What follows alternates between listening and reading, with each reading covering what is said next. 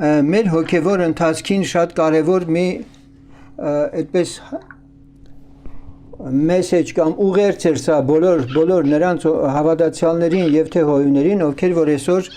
որոշակիորեն դրսևորում են իրենց հավատքը։ Զուգահեռ պիտի ասեմ, որ բավականին շատ համարներ ենք ընթերցելու եւ ուզում եմ, որ պատրաստ լինեք նաեւ Աստծո խոսք ունենաք ձեռքի տակ, անպայման ինձ հետ միասին թերթելու համար որոշ համարներ, որոնք առանձնացրել ենք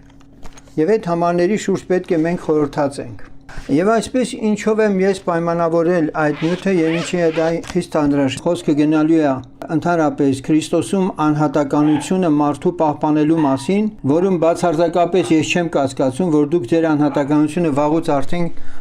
ճանաչում եմ 1 տասնյակ չէ, 2 տասնյակ չէ, այդ տարիներ շարունակ փորձված լինելով, ասենք, այս հոգևոր ընթացքի մեջ դուք բավականին լուրջ հաստատում ունեք այդ առումով։ Մենք երկար ժամանակակայլում ենք միասին հոգևոր կյանքի մեջ եւ ես այդ վստահությամբ եմ, որը խոսում եմ։ Իսկ մյուսների համար, որոնց համար դեռևս անհրաժեշտություն կա, որ այս ամենի մեջ հաստատվեն, դա էր պատճառը, որ ես այս նյութը տեղադրելով ուզեցի, որ անպայման մեր մյուս ունկնդիրները, որոնք վերջերս են միացել կամ վերջին տարիները մի քիչ ավելի խորամուկ լինեն այն ընթացքին, որը մենք այսօր որդեգրել ենք ու գնում ենք այդ ճանապարհով։ Եվ այսպես առաջին հարցը այդ նյութի մեջ հետևյալն էր՝ անհատը եւ եկեղեցին։ Երբեք այդ միտքը մենք չենք արծարծել ու դա ընդհանրապես խորհուրդ է մեր համար, որ եթե եկեղեցի ուրեմն նշանակում է, որ մարդը եկեղեցում իր անհատականությունը կորցնում է։ Նման բան չկա։ Եվ Սուրբ Գիրքը մեզ միանշանակորեն զգուշացնում է դրանից, որպեսզի մեզանից ոչ մեկը հանկարծ կախարդված չլինի։ Գաղատացիս թղթում Պողոս առաքյալն ասում է. «Ով անմիտ գաղատացիներ, ով ձեզ կախարդեց»։ Սա նշանակում է, որ ինչ որ մի օրենքի վարդապետ կարողացել էր մի ամբողջ եկեղեցու անհատականությունը խլել նրանցից եւ այդ անհատները դարել էին ամբողջ։ Ցավոք սրտի դա կա եւ մեր օրերում դա շատ մեծ տարածում է գտնում, որ մարդիկ, որոնք աշխարհում թերևս անհատներ էին, հանկարծ եկեղեցում պարալիզացվում են եւ իրենց անհատականությունը կորում է եւ իրենք ամբողջի մեջ են իրենց տեսնում եւ սկսում են ապրել ու շարժվել ամբողջային, ասենք, տրամաբանություններով։ Հենց սկզբից ես ներկայացրել եմ այդ խնդիրը այդ նյութի մեջ, որ անհատը ընդհանրապես եկեղեցու մեջ այնինչ որ Աստված իր կյանքում արել է, առավելագույնս մյուսների շնորհիվ նաև ինքը կարող է եւ հոգեվորապես աճել եւ նույնիսկ հակառակ առումով, եթե առողջ միջավայրում չի, ինքը կարող է նահանջել եւ ավելի մեծ մոլորությունների մեջ գնալով ճահճանալ։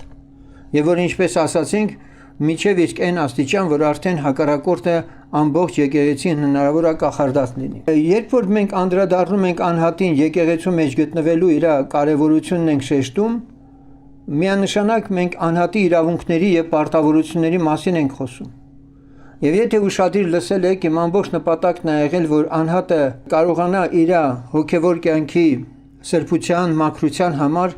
դիմագրավել այն բոլոր մարտահրավերներին, որ կարող են նույնիսկ այդ եկեղեցում իր նկատմամբ ցուցաբերվի։ Ինչու՞ չէ, նաեւ բոլորի նկատմամբ ցուցաբերվի։ Եթե հիշում եք, նյութի մեջ ներկայացրել են, որ Պողոս առաքյալը եւ նաեւ ինքը Տերը սկզբում ասում է, որ փարիսեցիների սովորեցրած երկրպագությունները մարդկային երկրպագություններ են, վարդապետություններ են, սովորություններ են եւ այլն եւ այլն։ Եվ Տերը անվանում է, որ զուր է նրանց երկրպագությունը։ Այսինքն մենք ավետարանից իմանում ենք, որ կա զուր երկրպագության դրվածք կամ կարգ, որը Աստծուն բոլորովին էլ չի փառավորում։ Եվ ինքը Պողոս առաքյալը նույնիսկ ինքն էլ մտահոգված է, որ զուր չաշխատի, որովհետև օդը զարնողի պես չի գնում եւ զուր պաշտամունքի այդպես իմիտացիա տպավորություն հանկարծ չթողվի։ Պողոսն ասել կուզի, որ ինքն արդյունք է ուզում եւ դրա համար մենք պետք է կարողանանք դա տարբերել։ Ինչպես տարբերել, մենք իսկապես Աստծուն հաճելի երկրպագության ընթացքի մեջ ենք, թե այն գնահատականը, որ տրվել է, որ մարդկային վարդապետություններ եւ զուր երկրպագության ընթացքը ինչ որ եկեղեցիներում։ Դա կա եւ հիմա մեզանից յուրաքանչյուրը պետք է ինքը այս հարցին պատասխանի։ Արդյոք ինքը գտնվում է մի տեղում, որտեղ վարդապետությունը, որը մատուցվում է Սուրբ գրային չի, երկրպագության կարգը չի համապատասխանում Աստծո խոսքին, հետեւաբար ոչ այդ երկրպագությունը եւ ոչ էլ ասենք ընդհանուր հոգեվոր ընկալումները իր չի համապատասխանում Աստծո խոսքին եւ ինքը պետք է որոշում կայացնի տարբերելու համար, որ կամ պետք է այդպես շարունակի, կամ էլ պետք է իր կենթանի երկրպագության այդպես ձգտումը բերի նրան, որ վերջ-վերջո Տերից ունենա առաջնորդություն, ինչպես ինքը ընթանա։ Հարմարվել թե չհարմարվել, այս խնդիրը կա։ Անհատ լինող անձը չի կարողանում հարմարվել։ Եվ դրա մասին մենք բազմաթիվ անգամներ արդեն խոսել ենք, որ մարդիկ կան, որոնք շատ անգամներ մտածում են այդ եկեղեցիներում ինչպես իրենց դրսևորեն, եւ ես գիտեմ ձեզանից շատերի մոտ էլ այդ հարցերը միշտ եղել են, որովհետեւ Աստծո Սուրբ Հոգու կատարյալ ներգործությունը շատ հաճախ բացակայում է, որովհետեւ Պողոսն էլ ասում է, որ Աստծո շնորհքը պարապ տեղը չընդունեք, ստացվում է, որ Սուրբ Հոգով մկրտվում են մարդիկ, բայց Սուրբ Հոգու հետ վարվելաձև չգիտեն, Սուրբ Հոգու ներգործությունը իրենց կյանքում թույլ տալ չեն կարողանում, հետևաբար մի տեսակ իրենց պարգևն անգամ Աստծուց ստացած լինելու մի տեսակ պարապ ամնում, չի աշխատում, չի գործում։ Ուրեմն ոչ միայն զուր պաշտամունք է, որովհետև մարդկային վարդապետություններ կան, ավանդություններ, չոր օրենքներ կամ չգիտեմ սկզբունքներ, այլ նաև Սուրբ Հոգին էլ, որ նույն այդ մարդիկ հնարավոր է ստանում են, չի գործում, չի աշխատում։ Հիմա նաև այդ հարցը բարձրացրեցինք մնալ այդ եկեղեցում, թե չմնալ այդ եկեղեցում, եւ առաջ անցնելով ասեմ ձեզ, որ մի քանի հարցերի պատասխանելով, որ մենք կարող ենք հստակեցնել անհատը հիմա մնա թե չմնա այդ եկեղեցում, եւ դրա մասին էլ խոսել ենք, որ եթե անելանելի մի ինչ-որ վիճակ է ստեղծվել, որ արդեն հնարավոր չէ լինել, որն է դա եւ ինչպես վարվի անձը։ Օրինակ Սարդեսի եկեղեցու համար, որ կարդում ենք հայտնության գրքում, այնտեղ պարզ գրված է, որ այդ եկեղեցին մեռած է ըստ էության։ Եվ դուք հիշում եք, որ հրեշտակները ասեցին Հիսուսի գերեզմանին այցի եկած կանանց, թե ինչու են նրանք ողջը մեռելների մեջ փնտրում։ Եվ շատ հաճախ մարդիկ, որոնք հայտնվում են այս կամ այն եկեղեցիներում, այս հարցը իրանց առջև շատ սուր ձևով չեն դնում։ Արդյոք իրենք ուզում են կենթանի Քրիստոսի հետ հաղորդ լինող միջավայրում լինել, թե ուղղակի մեռած վիճակում։ Ես պատահական չեմ համարում իմիջիայլոց, որ պաշտոնական առաքելական եկեղեցիները իրենց քարեղեն շինություններով շատ անգամ գերեզմաններով են շրջապատված։ Իհարկե առաքելական եկեղեցին բնութագրում է այդ քայլը որպես թե այդ հոգիները, որ թաղվում են եկեղեցիներին մոտ, այն հույսով ու հավատքով են թաղվում եկեղեցիների մոտ, այդ քարե շինությունների մոտ, որ Տիրոջ երկրորդ գալստյանը հարություն պիտի առնեն, որ դա է եկեղեցին, որ ննջած են այդ բոլորը եւ այդտեղից հարություն պիտի առնեն։ Սա միամիտ մոտեցում է իհարկե, բայց այն, որ այդ գերեզմանոցներում այդ եկեղեցիները կան, սա արդեն ինքը հուշում է այն մասին, որ արթուն հոգևոր մարդը չի կարող դա եկեղեցի անվանել, որտեղ Տերը մեռելների Աստվածը չէ, կենդանիների։ Եվ դրա համար Սարդեսի եկեղեցու մասին ասում է այդ մասին, որ գիտեմ քո գործերը, որ անուն ունես թե կենդանի ես, բայց մեռած ես, արթուն եղիր եւ հաստատիր մնացածներին, որ մեռնելու մոտ են, որովհետեւ քո գործերը կատարյալ չգտա Աստծո առաջին։ Եվ նաեւ ներքևում ասում է, բայց մի քանի անձիկ ունի Սարդեսի մեջ էլ, սրա մասին ես խոսել եմ, էլ բառը ես ձեզ ներկայացրել եմ, որ ինչպես որ Սարդեսում, նույնպես նաեւ մնացած մյուս եկեղեցիներում էլ կամ մյուս քաղաքներում էլ ինքը Տերը ունի իր սուրբերը։ Բայց այնուամենայնիվ հակված եմ ընկալելու, որ սա խոսքը գնում է նրա մասին, որ Սարդես քաղաքի մեջ են իրենք եւ ոչ թե մեռած տեղում։ Իհարկե երկու տեղում մենակ Սուրբ գրքում հայտնության գրքի եկեղեցիների մեջ կտեսնենք, որ քաղաքի անունը երկու անգամ է գրվում, մեկը սա է։ Մյուս բոլոր դեպքերում մենակ մի անգամ է գրված։ Հիմա սա այն պահն է, որ այդ հոգիները չեն կարող պարզապես լինել մի միջավայրում, որտեղ գրված է մեռած են, մնացածներն մեռնելու մոտ են։ Ինչպես կարող է կենդանին մեռելների մեջ գտնվի։ Եւ առնվազն այստեղ որ գրված է մի քանի անձիկ ունի Սարդեսի մեջ, ես կարողանում եմ հասկանալ այդ մի քանի անձիկը կարող են 2-3-ը լինել, ինչպես մինիմալ թիվը մենք տեսնում ենք Տերն ասում է ես այնտեղ եմ։ 2-3-ն էլ կարող են եկեղեցի լինել։ Եւ շատ հաճախ այդ հարցն են տալիս, բայց դեպքում եթե եկեղեցու կարեւորությունը շեշտում եք, բա անհատները, որոնք եկեղեցուց դուրս են, նրանք չեն կարող մենակ մնալ, քիչ հետո դրանում մենք կհամոզվենք։ Եվ սա շատ լուրջ վարդապետական մոտեցում է, որը ձեզ պատրաստում եմ մատուցել, եկեղեցու խորհուրդը ավելի ակտուալ է եւ եկեղեցու խորհուրդը չպահպանելը ուղղակիորեն նսեմացնել է նշանակում եկեղեցու այդ ինստիտուտը, որի մեջ այն վտանգն է, որ անձնավորությունը կկորցնի հաստատ իր փրկությունը։ Դրա մասին դեռ կխոսեմ։ Եվ նաեւ խոսել ենք այդ մասին, որ Ինչպիսի որակներ պետք է ունենա հովիվը։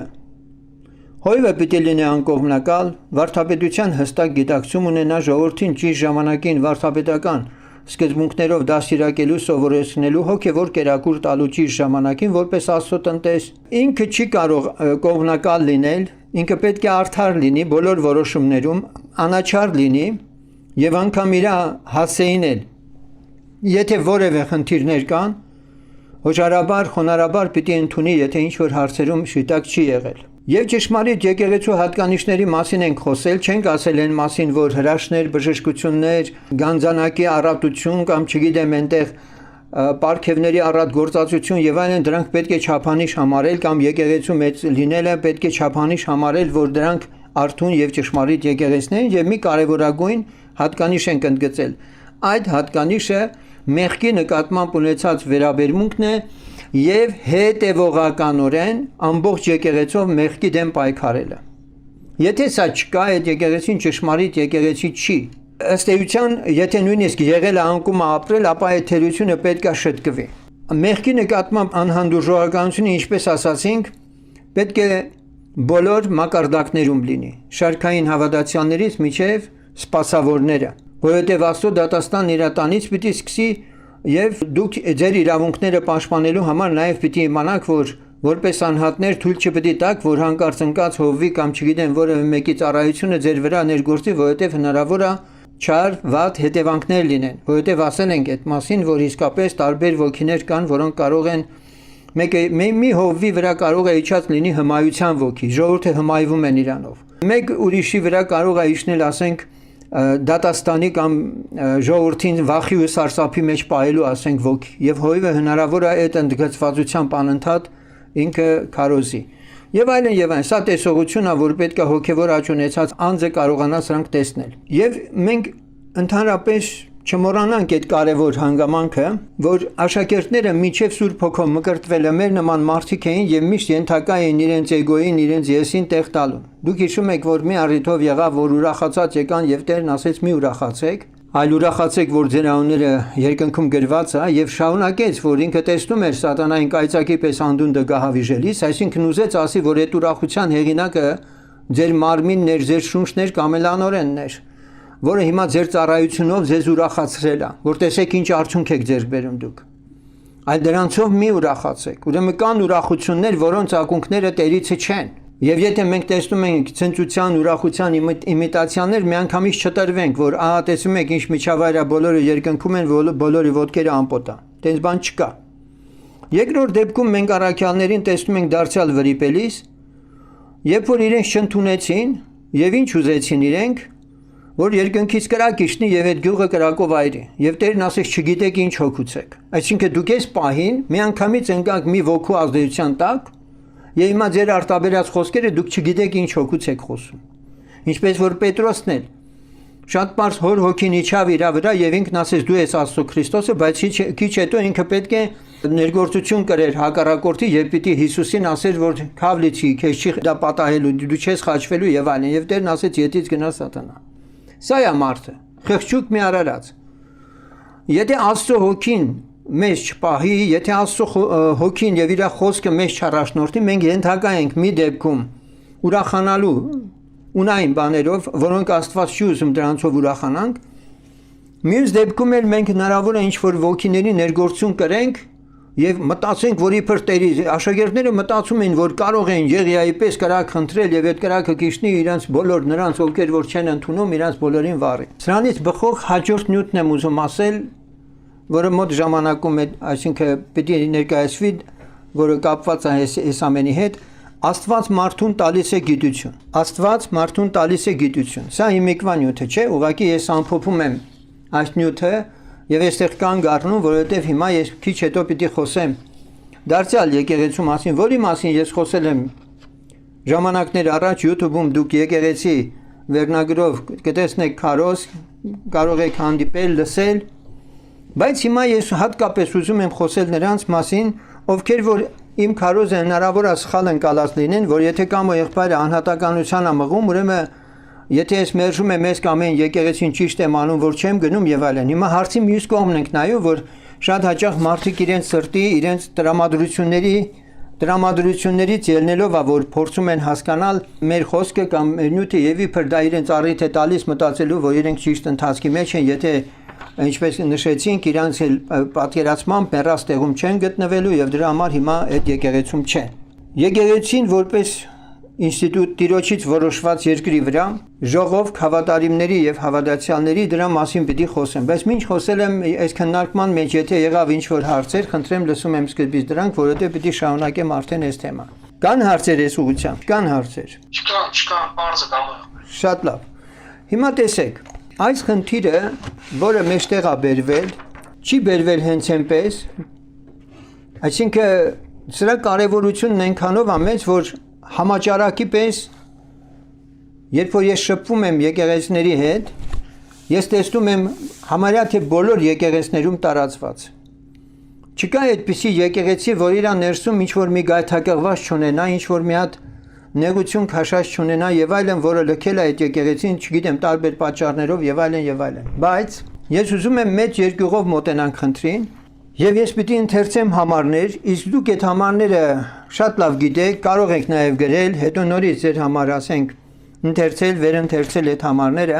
Եկեղեցին որպես Քրիստոսի մարմին, որպես հոգևոր կառույց շատ բարձր տեղում է դրված։ Ճիշտ եկեղեցու մասին է խոսքը, քան անհատը։ Տեսեք, հիմա հնարավոր է մտածեք, որ կամ եղբայրը հակասության մեջ դրեց մեզ։ Անհատը կարևորվում է եկեղեցում։ Ես դա ասեցի սկզբից։ Ինչու՞։ Որովհետև եկեղեցին Քրիստոսի մարմին է եղել լինելով հանդերձ, որ ճշմարտության սյուն եւ հաստատություն է անվանվում։ Պողոս առաքյալը Տիմոթեոսին ասում է, որ ինքը զգուշ լինի իր վարդապետության մեջ, ինքը իմանա վարդապետությունը, Աստծո խոսքը, խրատները, հորդորները Պողոսի լավ հասկանա եւ այլն, միտք դնի կարդալու, որ իմանա ինքը ինչպես պիտի պատտի Աստծո տան մեջ, որ է ճշմարտության սյուն եւ հաստատություն։ Ուրեմն սերեներ, եթե մի հավաքական այդպես միավոր եկեղեցի է կոչվում, ուրեմն այդ եկեղեցում պետք է ճշմարտության սյունը երևա, ճշմարտության սյուն եւ հաստատություն, հասկացությունը ինքը նշանակում է, որ այդ հավաքական մարդկանց այդ միավորը, որ կա, նրանց մեջ իշխում է ճշմարտությունը, համար առաջի տեղում ճշմարտությունն է։ Իսկ մենք գիտենք, որ երբ որ դա տուն է կոչվում, Հիսուսն էլ ասում է, ես եմ ճշմարտությունը, ճանապարհը եւ կյանքը, դա նշանակում է, որ Տերը եկեղեցու գլուխ լինելով, Հիսուսը եկեղեցու գլուխ լինելով, այսօր նաեւ երկրագնդի վրա մի հատ սյուն է դրել, որը ինքը անկյունակարն է, որը ինքը այնպես է դրել, որ բոլորը պետք է դրա շուրջ հավաքվեն։ Եթե դրա շուրջ չի հավաքված, ուրեմն այդ կառույցը չի կարող եկեղեցի կոչվել։ Եվ հիմա տեսնենք, թե ընդհանրապես Աստծո խոսքը ինչքանով է եկեղեցուն ավելի բարձր կարգավիճակում տեսնում, քան անհատը։ Միանշանակ բոլորս լավ հասկանում ենք, որ որպես անհատ միավորներ մենք ոչինչ չենք։ Այո, կարելի է անընդհատ բերել, աչքը չի կարող ոտքին ասել, ձեռքը չի կարող մարմնի մյուս անդամին ասել, իմը չես եւ այլն,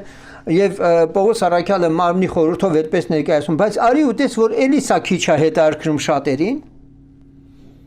որ իրենք պարտավորված են եւ ոչ միայն պարտավորված են, այլ պիտի հասկանան, որ եկեղեցում պետք է լինեն, հնարավոր է եւ շատերին սա չի բավարարում։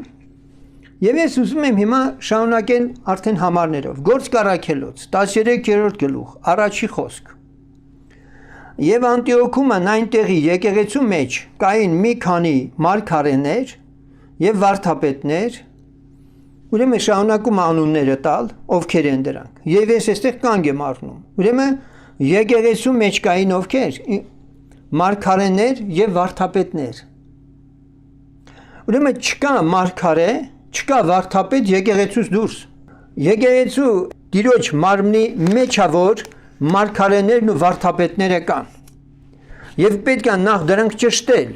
որ սա իսկապես եկեղեցի է, եւ հետո նոր մենք պետք է կարողանանք նաեւ այդ եկեղեցու մեջ տեսնել այս պարգևները։ Ուրեմն ես չեմ կարող ինձ մարգարեի կարգավիճակ տալ, ինքս ինձանով, կամ եկեղեցուց դուրս եղած ինչ որ անհատներով, եւ ոչ էլ վարդապետի կոչում կարող եմ տալ ինձ, ինչ որ մարդկանց ասելով։ Եվ եթե որևէ մեկը մարգարե է, եւ որևէ մեկը վարդապետ է եկեղեցու, ապա դա ապացուցվում է եւ հաստատվում է նաեւ 2-3-ի միջոցով նույն եկեղեցու մեջ։ Որովհետեւ մենք կարդում ենք, որ Աստված ինքն է եկեղեցում դնում պաշտոնի այդ պարգևները։ Եվ չկա եկեղեցուց դուրս ոչ հովիվ, չկա եկեղեցուց դուրս ոչ վարդապետ, չկա ոչ ավետարանիչ եւ չկա մարգարե եւ չկա առաքյալ։ Գործառույթները իհարկե մենք խոսել ենք դրա մասին, որ առաքյալն ու ավետարանիչը օրինակի համար նրանք կարող են շրջել, բայց վերջ-վերջո նրանք ինչ որ եկեղեցու մեջ են։ Օրինակ անցած անգամ որ ես ասեցի, եթե Դերեկ Պրինսին ասեք, որ եկեղեցուց է, ինքը չի կարող ասել, մի հատ շտկում մտցնեմ։ Այնուամենայնիվ Դերեկ Պրինսը մի հատ միսիա ունի, որը մի քանի 100 մարդուց էր բաղկացած։ Իր ուսուցչությունը ապահովում են մի քանի 100-ը։ Եվ ես չեմ կարծում դրանք անհավատներին, եւ դա էլ հենց եկեղեցի է։ Բայց ինքը որևէ անուն դրան չի տալիս։ Հասկանալի, այսա շատ ճիշտ է։ Այսինքն, երբ մենք ասում ենք, որ մեր հասկացած պաշտոնական տերմինոլոգիայով եկեղեցուն որևէ անվան չի հարում Դերեկ Պրինսը, սա չի նշանակում, որ իր շրջապատում եղած հոգիները, որոնք իր ուսուցչությունը ապահովում են, նրանք եկեղեցի չեն։ Իհարկե եկեղեցի։ Ես Մոսկվայում որ հանդիպեցի Դերեկ Պրինսին, որ իր գիրքը առաջին ասել եմ ես եմ թարգմանել Աստվածաշունչի ինքնուրույն սերտելու ձեռնարկը, ես իր հետ տեսա բավական մարդիկ, հոգևոր մարդիկ։ Տպագրական գործը պատասխանատու ուներ, խմբագիր ուներ, եւ ինքը երբ որ ես իրան մոտեցա իրան ասեցի, որ գիրքն արդեն պատրաստ է, սպասում ենք երբ եք տպագրել, ինքն ասեց այդ հարցերով մոտեցեք ես ինչ պատասխանատուն։ Մոտեցա ասեցին արդեն գիրքն ուղարկել ենք ճանապարհին, պիտի գա Գրասնոդար եւ այլն։ Սա շատ հրաշալի է եւ ես ուրախանում եմ սա վկայելով, ինչի համար, որ այս մարդու կյանքում սատանան ուղակի շփոթվել էր եւ սատանան շփոթվում է այսպիսի այս կարգի սպասավորներից։ Որտեւ նրան հեշտ է պիտակավորել ինչ որ անունով եկեղեցների եւ դրանց որպես աղանդավորներ հալածելու, բայց նրանց չի կարողանում։ Գլխի ընկեք հիմա այս ծառայությունը, որի մեջ գնում ենք, ինչի է իսկապես դժվարությամբ ընկալվում շատերի կողմից, որտեւ կարողացել է հակառակորդը ստանդարտ մի հատ ինչ որ գաղափարի բերել եկեղեցներին ու հարանվանություններին։ Եվ երբ որ քեզ հարցնում են դու, որ եկեղեցուց ես, ես ասում եմ Քրիստոսի եկեղեցուց եմ, որ քրիստոնյա եմ, ես էլ Քրիստոսի աշակերտների հետ եմ շփվում, սկսում են արդեն իրանք շփոթվել, ես ինչ ասում ես մարդ։ Մենք եկեղեցու անունն ենք ուզում, իսկ ինքը մեզ անուն չի ասում։ Այստեղ անհատականության վրա ձեր ուզում եմ շեշտադրել, կարողացեք պահպանել ձեր անհատականությունը Քրիստոսում։ Եվ այստեղ պիտի նշեմ, շատ շատերը վախ ունեն, երկյուղ ունեն, բռնած ճամփեն ճիշտ է թե չէ։ Այմա որ կամ եղբայրը որ սենց ասում է, բայ որ ես հանկարծ եթե ես սկզբունքը ես էլ ընդունեմ ուր կտանի ինձ սա։ Սեներ, երկյուղ, վախ, սարսափ, այս են մարդկանց հատկանիշներն են, որոնք հաստատուն չեն Աստծո խոսքի մեջ։ Աստծո խոսքը մեզ ազատագրում է դրանցից։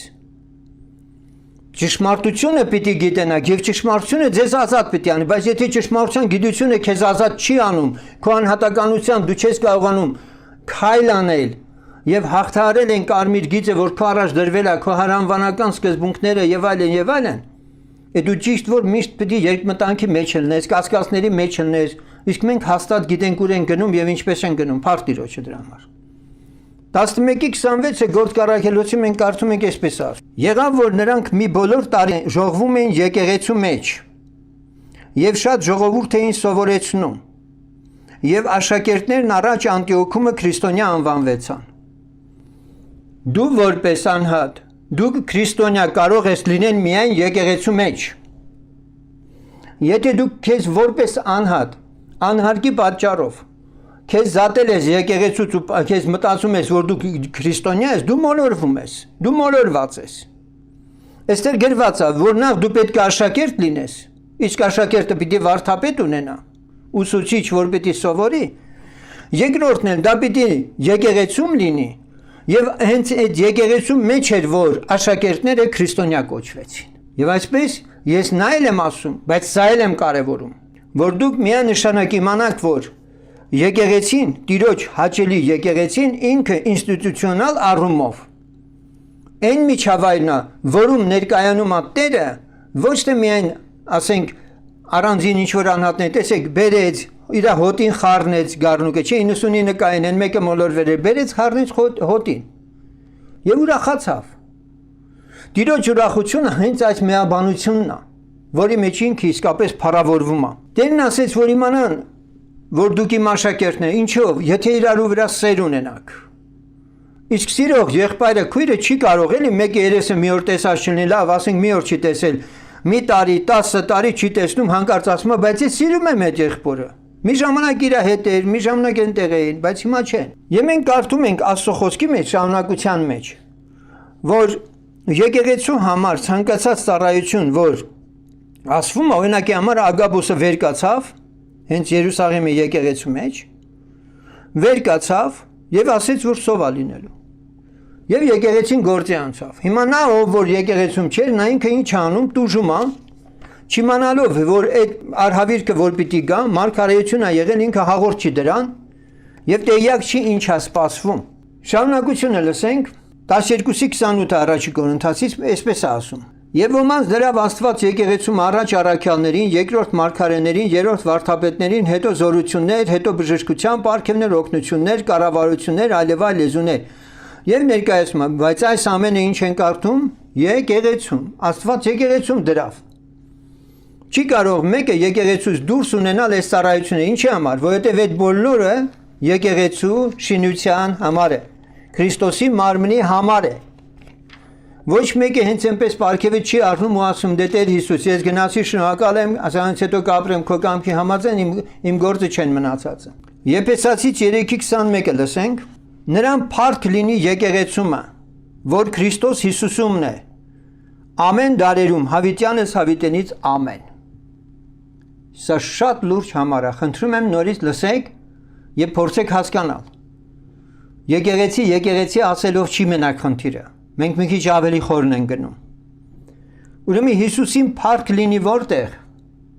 Այստեղ փառաբանության աղոթքի եզրափակող խոսքեր է կարծես առաքյալը ասում վերջի գլխում, երրորդ գլխում։ Նրան փառք լինի որտեղ։ Եկեղեցումը։ Բայց դու եկեղեցուց դուրս Տիրոջն ասում ես փառք ես։ Եկեղեցումը։ Եվ շարունակում է, որ Քրիստոս Հիսուսումն է։ Տիրոջ փառքը լինի եկեղեցում, որ եկեղեցում, որ Քրիստոս Հիսուսումն է։ Եվ սա խիստ կարևոր է, որ ոչ միայն եկեղեցում փառք լինի Հիսուսին, այլ նաև այդ եկեղեցին Հիսուսի մեջ լինի։ Կողոսացից 4:16-ը լսենք։ Եվ երբ որ ձեզ մոտ կարդացվի այս թուղթը, Լավոդիկեցիների եկեղեցումն էլ կարդալ տվեք, եւ որ Լավոդիկիա եկածներ դուք կարդաք։ Այսպիսով Առաքյալն ասում է, որ դու կարող ես ինքնուրույն էլ կարդալ, հիմա ունես այս ավետարանը, այն ժամանակ չկար ամբողջական ավետարանը, երբ որ սա գրում էր Պողոս առաքյալը։ Բայց մենք տեսնում ենք Պողոս առաքյալը շեշտում է, որ նոր կտակարանը, այսպես ասենք արդեն, այդ թղթերը կարդացվի եկեղեցում։ Ինչի համար կարդացվի։ Կարդացվի, որ լսեն։ Կարդալուց բացի նաև մեկնվում է։ Լսողը պիտի լսի, ենթարկվի, հնազանդի, որտեղ այնտեղ եկեղեցու կարգ ու կանոն եւ այլնի մասին խոսակցություն է գնալու։ Աստծո խոսքը շատ վտանգավոր կարող է լինել այն մարդու համար, որ հպարտացած ինքնուրույն առանձին ամենակ սերտում եւ կարիք չունի գալու եկեղեցի լսելու։ Իսկ այդպիսիները գնալով շատանում են։ Նույնպես Գործք առաքելոց 2-րդ գլուխ նայենք, Գործք 2:47-ը։ Տեսեք։ Ուրեմն խոսքը գնում է դեռևս ձևավորվող եկեղեցու մասին։ Աստծուն օրհնում էին եւ բոլոր ժողովրդի առաջին շնորհք ունեին եւ Տերն ամեն օր փրկվածներին ավելացնում էր եկեղեցու հետ։ Այլ կերպ եկեղեցի էր բերում, եկեղեցու մեջ էր բերում։ Ուրեմն փրկվածները ավելանում էին որտեղ։ Եկեղեցու մեջ։ Փրկվածները չէին մնում դրսում։ Սա մեկ անգամ եւս զգուշացնում է, որ եկեղեցում գտնվելը խիստ կարեւոր է փրկության տեսանկյունից։ 9:31-ը Գործք առաքելոց լսենք։ Բայց եկեղեցիները բոլոր Հրեաստանի, Գալիլեայի եւ Սամարիայի մեջ խաղաղություն ունեին, շինվում էին եւ Տիրոջ երկյուղին հետևում։ Ուրեմն եկեղեցիները Հրեաստանի, Գալիլեայի եւ Սամարիայի մեջ խաղաղություն ունեին եւ շինվում էին։ Դու ինչպես ես ուզում կառուցվել, շինվել առանց եկեղեցու։ Այստեղ հավաքական ամբողջ միավորն ասվում։ Եվ Տիրոջ երկյուղին հետևում եւ Սուրբ Հոգու մխիթարությամբ շատանում էին։ Հասկանալի է։ Դու ինչպես կարող ես մխիթարվել Սուրբ Հոգով, եթե Սուրբ Հոգին քեզ եկեղեցում է ուզում տեսնել։ Գործք 20:28-ը լսենք։ Արդ զգուշ կացեք ձեր անձերին եւ բոլոր հոտին, որի մեջ Սուրբ Հոգին ձեզ վերակացուներ դրավ, որ արածեցնեք Աստծո եկեղեցին, որ իր արյունով ստացավ։ Հիմա դեռ մի կողմ այդ Աստծո եկեղեցին արածեցնելու սպասավորների թերացումներին կամ էլ ասենք հաջողություններին, մենք այստեղ տեսնում ենք, որ Տիրոջ արյունը ինչ է արել, ով ուշադրություն դարձրեց այս համարին, հապա նորից եմ կարդում։ Արդ զգուշ կացեք ձեր անձերին եւ բոլոր հոտին, որի մեջ Սուրբ Հոգին ձեզ վերակացուներ դրավ, որ արածեցնեք Աստծո եկեղեցին, որ իր արյունով ստացավ։ Այստեղ չի գրված, որ իր արյունով քեզ ամենակ ստացել։ Եկեղեցին ամբողջությամբ է ինքը ստացել։ Ուրեմն երբ է Քրիստոսի արյունը քո կյանքում գործում, երբ որ դու եկեղեցու մեջ ես։ Առաջի Կորինթացիս 10:32-ը լսենք։ Առանց գայթակղություն տալու եղեք հրեաներին եւ հույներին եւ Աստծո եկեղեցուն։ Մայրն եք բան եք ասում։ Համար նորից կասեք։ Ուրեմն Գործ Կարաքելոց 10:32։ Այստեղ գրված է. Առանց գայթակղություն տալու եղեք հրեաներին եւ հույներին եւ Աստծո եկեղեցուն։ Պարզում է, որ անհատը կարող է եկեղեցին, մի ամբողջ եկեղեցու գայթակղել։ Ինչով կարող է գայթակղել։ Իր վարքագծով ինքը կարող է նույնիսկ եկեղեցի չհաճախելով, հպարտանալով եւ առանձնանալով նախադեպ կարող է ստեղծել, որպեսզի մյուսներն էլ նույն ձևով մտածեն։ Ես չեմ խոսում մյուս բաների մասին, որով կարող էր գայթակղել։ Ես միայն խոսում եմ եկեղեցու Քրիստոսի մարմնի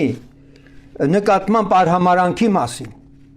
որ անգամ առաքյալը հաղորդության պաշտամունքի համար ասում է. Քրիստոսի եկեղեցին, Քրիստոսի մարմինը արհամարում եք, երբ որ ասում էր որոշները ինչ եք կուշտեք, մյուսները սոված են եւ այլն, տուն չունեք ուտելու խմելու, եկել եք հաղորդության ժամանակ ես ձեր բերած բողջեքով հաց եք ուտում, ավելի ճոխ սեղան եք գցել, իսկ մյուսներն էլ նայում են ձեզ, իրանք էլ չքավոր են, այսպես էին դրել։ Կորինթոսում հաղորդությունը սխալ էին հասկացել։ Հիմա առաքյալն ասում արհամարում եք Աստծո եկեղեցին։ Պարզվում է, որ այդպիսիներ էլ կան, որ կարող են արհամարել Աստծո եկեղեցին։ Եվ շարունակում ենք Առաջի Կորինթացիս 14:4-ը։ Լեզվով խոսողը իրանցն է շինում, իսկ մարգարեացողը եկեղեցին է շինում։ Հիմա մենք այստեղ տեսնում ենք, որ եկեղեցին շինվելու կարիք ունի եւ եթե դու եկեղեցու մեջ չես, ապա քո անհատական լեզուներով աղոթքը քո անձը չի կարող շինել։ Հիշեք, ցանկացած անձնավորություն, որ արդեն իսկ վրիպել է իր հպարտությամբ եւ եկեղեցում չի, ասել որ այդ անձնավորության համար լեզվով խոսելը կամ իր աղոթելը եւ այլն Աստծո հետ լեզվով խոսելը, տվյալ դեպքում մենք տեսնում ենք սա Աստծո հետ խոսքը։ Անձնավորությունը եկեղեցում է։ Դրա համար էլ մարգարեությունը եկեղեցին շինում է։ Մարգարեությունը անհատապես չի մենակ խոսում։ Մարգարեությունը խոսում ամբողջ եկեղեցու համար, ինչպես պիտի վարվեն։ Ուրեմն եթե դու քեզ որպես միավոր հանել ես,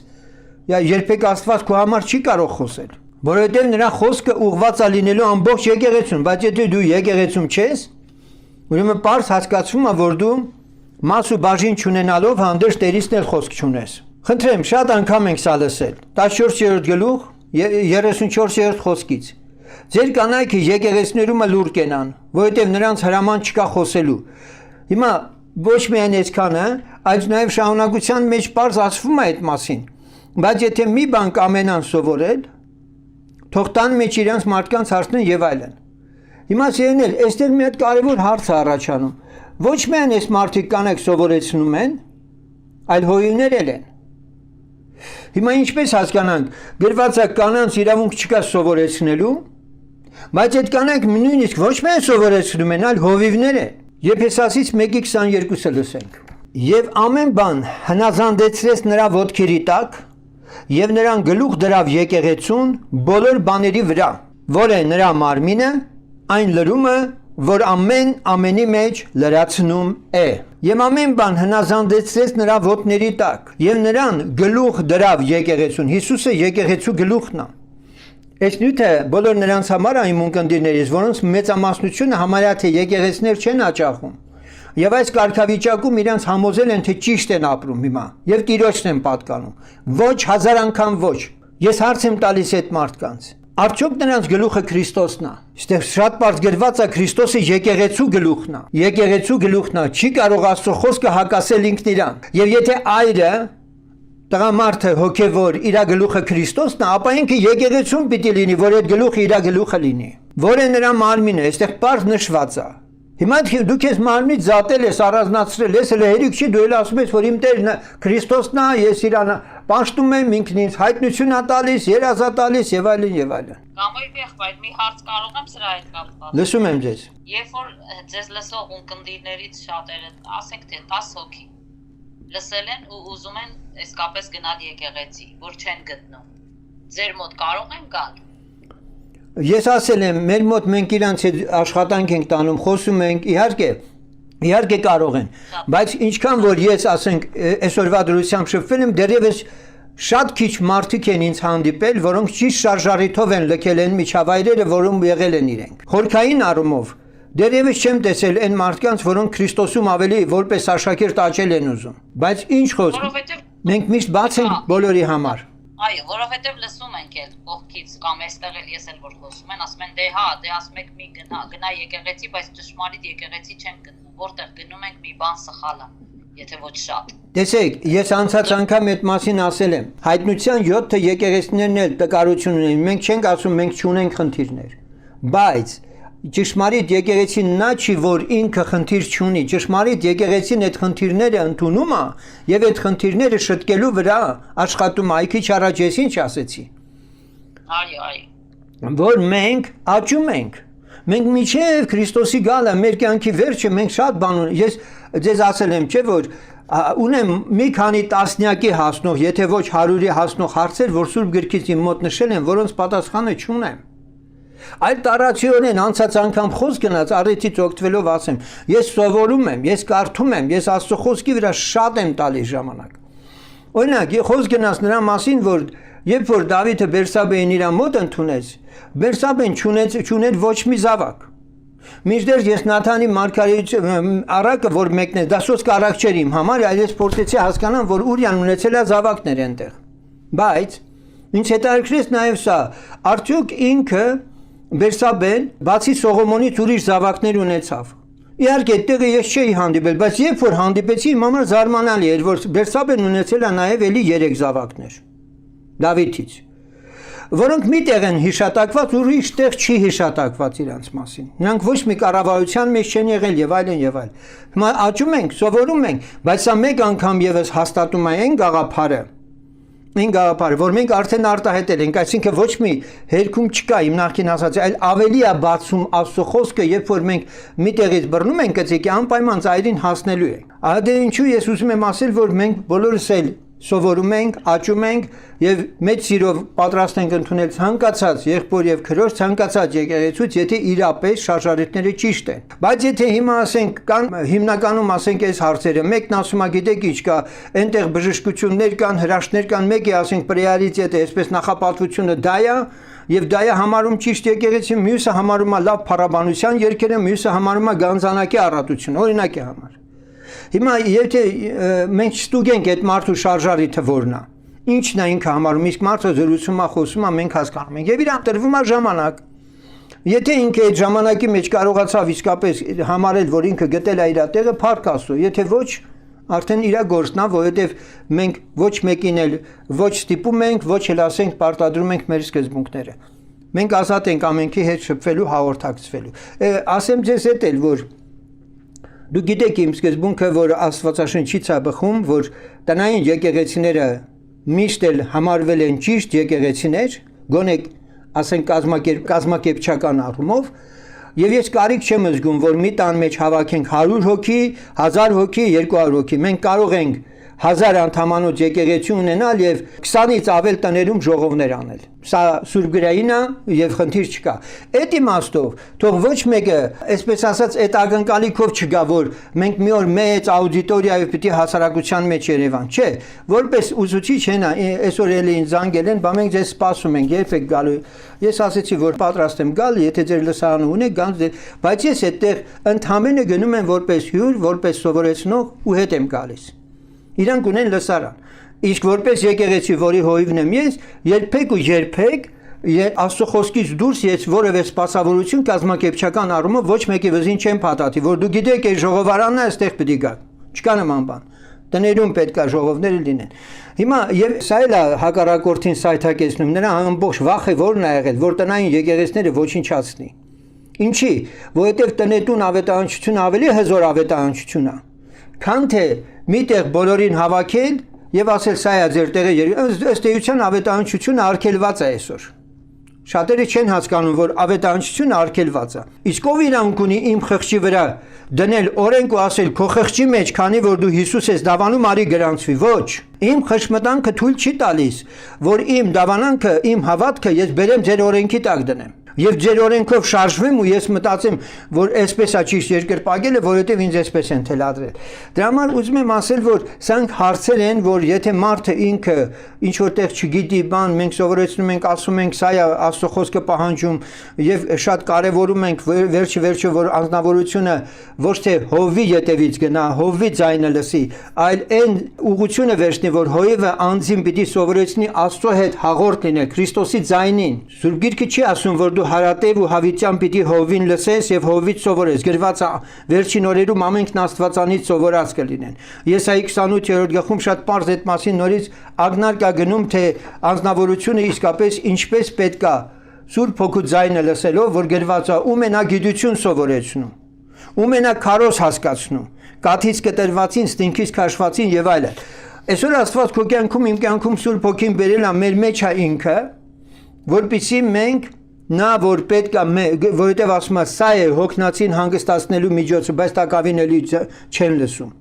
Եթե հովիվը քեզ չի օգնում, որ դու Աստծո ձայնը լսես, դա հովություն չի արդեն։ Եթե դու շարունակ պարտավորված ես իրանից սպասավորություն ընդունելու, խոստովանվելու անընդհատ եւ այլն, սա մի հատ վիճակ է, որ կաթնագերությունից ավելին չի, ընդհանրապես։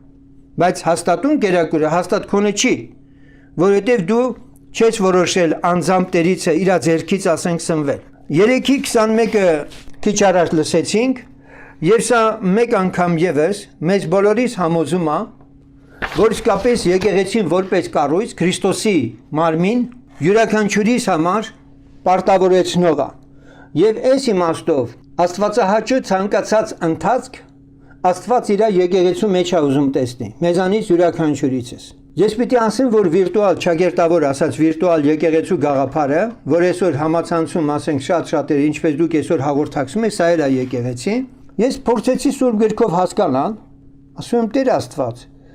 լավ, այս օրերին աշխարհի այն մի ծայրից օրինակ, ասենք քույրերը Ամերիկայից, եղբայրը Բելգիայից, եղբայրը Ռուսաստանից, այն մի տեղից, ինչպես որ հիմա կան, հաղորդակցվում են։ Հիմա սա եկեղեցի է թե չէ։ Ինչպես վարվենք այս դեպքում։ Եվ գիտեք ինչ հետաքրքիր բան Աստված ինձ հասկացրեց։ Եվ Պողոս առաքյալը փաստորեն ցույց է տալիս, որ տարածությունը չի կարող խանգարել, որպեսզի եկեղեցի լինեն։ Տեսեք, ասում է իմ եւ ձեր հոգու մեկտեղ հավաքվելու ժամանակ այսպեսին մատնեք սատանային։ Սա ինչ է ուզում ասի Պողոսը։ Լավ համացանցը չկա, ինտերնետ չկա, մեսենջեր չկա, Facebook չկա, չգիտեմ, WhatsApp չկա, որ մարդիկ էլի վիզուալ իրար տեսնում են հաղորդակցում, բայց նամակով Պողոս առաքյալը ինքը շեշտում է, որ ես այդտեղ եմ։ Այսինքն այս տարածության խնդիրը այն ժամանակ էր լուծված։ Եվ այստեղ էականը սա չի, որ 1000 հոգի մեկտեղ լինեն, բայց 2-3 հոգի իրար սրտով մեկ եղած չլինեն։ Այստեղ խնդիրը տարածության մեջ անգամ մեկ սիրտ, մեկ հոգի լինելն է, որը հնարավոր է։ Եվ հիմա նորից վերադառնում եմ այդ գաղափարին, սիրեներ, մի փոքր էլ դրա մասին խոսեմ, որովհետև էլի համարներ կային, դուք կարող եք ինքներդ էլ կարդալ։ Ես կարծում եմ, այս համարները բավական էին, որպեսզի մենք հասկանանք, որ մեծ մոլորությունը, երբ որ մարդը իրան որպես միավոր զատում է եկեղեցուց, 10 տարի, 20 տարի թեկուզ լինի եկեղեցու, ուրիշ բան որ քեզ եկեղեցուց դուրս անեն, որովհետև գրված է իրան ժողովարաններից դուրս կհանեն քեզ։ Սա էլ կա։ Ինչի իրանց ժողովարաններից, որովհետև Տերը ժողովարան չունի երկրի վրա։ Դրա համար ասում է իրանց ժողովարաններից։ Ոչ մեկը իրանց կառուցած ժողովարան թող չհամարի Աստծո տուն։ Տեսնում եք ինչ մաքսիմալ Աստծո խոսքից երկու ունեցող մարդիկ են ու չեն կարող ուղղակիորեն Այն ինչ որ սուր գրքից դուրս է դրա տակ ստորագրել եւ ասել դե ոչինչ, էլի սա էլ է հարմար։ Այսինքն մենք հերույ ենք հարմարվելու այն իրողություններին, որ երկրի վրա այսօր հնարավոր ավետարանական շարժումը այդ թեւը ներկայացնողները հարմարվել են դրան։ Երբեք չեմ հարմարվել ու չեմ էլ պատրաստվում հարմարվել։ Բայց գալիս եմ էլի այդ մի կետին, որովհետեւ 50-ականներից ասեցի կան հոգիներ, որոնք լսում են քարոզները եւ այլն։ Եվ շատ հաճախ ասում են թե ինչի կամ եղբայր ասենք մեզ ասում ես որ ժամանակ եք վատնում։ Ինչի համար, որովհետև ես այդ մարդկանց մեջ չկայացած անձեր են իրենք անհատներ չեն եւ այնուամենայնիվ առանց իրենց հարանվանության փրկություն չեն պատկերացնում։ Միտքս հասկանալի է, ուզում եմ որ դուք վստահ քայլեք։ Ես ուզում եմ որ ոչ մի կասկածի, երկմտանքի, վախի, երկչոտության, նու չեմ էլ ուզում ասեմ սարսափի, որևէ ձևով հակառակորդին տեղ չտակ, լավ խնդիրներ ունեք, աղոթեք, թող Տերը հայտնի անցի ձեզ։ Դրա համար եմ ես ասում, բոլոր նրանց ովքեր որ ուզում են մասնակցել մեր մեջ, ես միշտ կոչ եմ անում իրանց։ Ասում եմ դուք նույն հոգին ունեք, դուք կարող եք աղոթել Տիրոջը եւ Տերը կարող է ձեզ շատ պարզ ասել։ Դուք ինչպես վարվեք, դուք դա կարող եք անել։ Եվ ինչքան մարդիկ կան, որ իրենք կարող են վկայել, որ իսկապես այդպես առաջնորդվել են այս սպասավորության մեջ։ Թե իրենց համար ունեն վկայություն, թե ինձ համար ունեն վկայություն եւ մենք ընթանում ենք Փառք Տիրոջը այնպես ինչպես որ ասենք ավետարանում մեզի Աստված հասկացրել է։ Չգիտեմ, ես կարողացա այս վերջի հատվածում այնուամենայնիվ ձեզանից որոշների նորից բերել են գիտակցման, որ այդպես չի, որ աշխարհում ընդունված է, էլի որ խելոք գարն ինչ անում, այտենց չի սերաներ։ Դա աշխարհում այտենց։ Դա ինձ կոպիտ ասած աֆերիստավարի մի հատ խոդ է, որ խելոք գարը 7 մորձից է ուտում, սենց ասեն, որ բոլորը դիմանակ։ Պետք է յուրաքանչյուրը իր տեղը ճշտած լինի։ Այո, շնորհակալ ենք, գոհ ենք, մենք փառք ենք տալիս Աստծուն նախկինում մեր վրա աշխատած բոլոր սպասավորների համար։ Եվ հիմա թող Գևորգ եղբայրը հիշեցնի տարեմուտին այն 3 պատգամները, որ ասել եմ տարին անցավ պիտի ձեզանից հարցնեմ։ Հիշում եք այն 3 պատգամները, որ ես ձեզ տվել եմ, տարին ավարտվում է։ Եվ ես ուզում եմ, որպեսզի դուք ինձ հիշեցնեք, ինչ 3 պատգամներ են, որ տարվա վերջին ես ասել եմ պիտի հարցնեմ ձեզանից։ Հիշում եք, դա ասել եմ տարվա սկզբին, հունվարի։ Այո, լսում եմ, Գևորգ։ Առաջինը հիշում եմ, որ ասացիք ինչպեսի ուրախություն որ դուք ունենաք երկրի վրա, թող ոչ մի ուրախություն ստվեր չկցի ձեր Աստծո որդի լինելու ուրախության վրա, առաջինը դա։ Մեկ, լավ, հիմա դաթարի թող մեկ ուրիշն էլ հիշեցնի ուրիշ մի կետը։ Ես վստահ եմ մնացածն էլ կասես Գևորգ եղբայր։ Ով կարող է շարունակել։ Ուրեմն առաջինը սա էր. ինչպիսի ուրախություն որ ունենաս, ինչպիսի հաջողություն ունենաս երկրի վրա, թող այդ ուրախությունն ու հաջողությունը ստվեր չգցի քո Աստծո որդու կարգավիճակի վրա։ Այսինքն դու այնպիսի ուրախություն ունենաս, որ քեզ ուրախացնողը հիմնականում այդ գաղափարն է, որ դու Աստծո որդի ես։ Ոչ սպասավոր լինելդ, ոչ եկեղեցում քո կարգավիճակը, ոչ աշխարհում նյութական հարցերում ունեցած հաջողությունը, նույնիսկ չգիտեմ, ամուսնություն ինչ, դրանք բոլորն էլ ուրախություններ են, բայց Աստծո որդու ուրախությունը առաջին տեղում լինի։ Շարունակությունը երկրորդ մաղթանքս որն է եղել, ապա հիշում եք։ Որ երբեք չմոռան կեն աշխատանքը, որ մեր հետ կատարել են այդ հոգևոր հայրերը էլի։ Սպասավորները։ Մոտավորապես տենց էլի։ Այո, նույն քո հոգևոր կյանքում ինչ հաջողության հասած լինես, երբեք չմոռանաս, որ քո վրա աշխատանք են տարել քեզանից առաջ եղած սպասավորները։ Այո, սա երկրորդն էր։ Երրորդը ով կարող ասել։ Երրորդն որ ինչը որ ընդհանրապես անենք թե գործով թե կամ խոսքով, ինչպես եկան էր ասում, որ միշտ մեզ տեսնենք Զորաստիրոջ արչև միշտ կանգնած մեզ տեսնենք։ Ինչ էլ որ անելու լինես, այնպես գործեցեք, այնպես խոսեցեք, որպես թե կենթանի զորած Տիրոջ արչև եք կանգնած։ Ինչի համար։ Ասեն ամեն բան անում ենք այնպես ինչպես Տիրոջ առաջին, որ նախ սրբության կյանքով ապրելու համար։ Երկրորդն էլ դա ավելի մեծ սեր է առաջացնում Աստծո հանդեպ ու ավելի ենք մոտենում իրեն։ Եվ խիստ կարևոր է մեկ հանգամանք էլ, որ նշել եմ։ Մեր կողքին է մեզ հետը։ Դրանք շատ լավ մոտեցումներ էին։ Հիմա լսեք, նորից եմ հարցադրումը անում։ Այնպես գործեցեք, այնպես խոսեք, որպես թե կենթանի զորած Տիրոջ արչև եք կանգնած։ Սա ինչ է բերում մեր վրա առաջին հերթին, օրինակ, ինձ վրա բերում Աստծո երկյուղը։ Եվ ինձ ձերծապահում ինչից։ Կեղծավորությունից։ Այո։ Եթե ես ինձ միշտ Աստծո առջև եմ տեսնում քայլելիս, ես չեմ կարող մեղանչել։ Որովհետև նրա աչքերը միշտ իմ շավիղները տեսնում են։ Հիմա հարց. երբ որ ձեր սրտերը դուք քննում եք, արդյոք այս տարվա մեջ սրանցում հաջողել եք, թե թերացել եք ինչ-որ տեղերում։ Սա միայն նյութ է, որ ձեր անձնաքննությամբ այսօր եթե ինչ-որ մարդկանց մոտ երեկոյա քնելուց առաջ թող խորհեն, մյուսներն էլ եթե ցերեկա նոր են սկսել իրենց օրը, ապա մի հատ աղոթքով իրենց սրտերը բերեն Տիրոջ առաջ եւ այս 3 հարցերի մասին մտածեն։ Արդյոք իրենք սովորած լինելով ինչ-որ բաներ չեն հպարտացել իրենց նախկին սպասավորների, որ իրենց ունեցածը այդքանն է եղել, այդքան տվել են գոնե։ Արդյոք ինչ-որ բանով չեն ուրախացել, որը ստվերագցել Աստծո որդու ուրախության վրա։ Եվ երրորդ, արդյոք ամեն ժամանակ էր, որ հաջողվել է իրանց կենթանի Աստծո առջև տեսնել եւ մեղքից հեռու լինել եւ հատկապես Աստծո երկյուղը կորցնել եւ կեղծավորություն անել։ Եթե եղել են նման բաներ կամ առհասարակ վրիպել, մեղքեր եւ այլն, վերջիվերջո մեր ցանկացած մեղքը դա է, որ մենք կորցնում ենք այդ գիտակցումը, որ Աստծո առջև ենք, որ Աստված վերևից նայում է։ Եթե թերացել ենք, կարող ենք մեր սրտերը բերել Տիրոջ առաջ եւ Տերը պատրաստ է ներելու։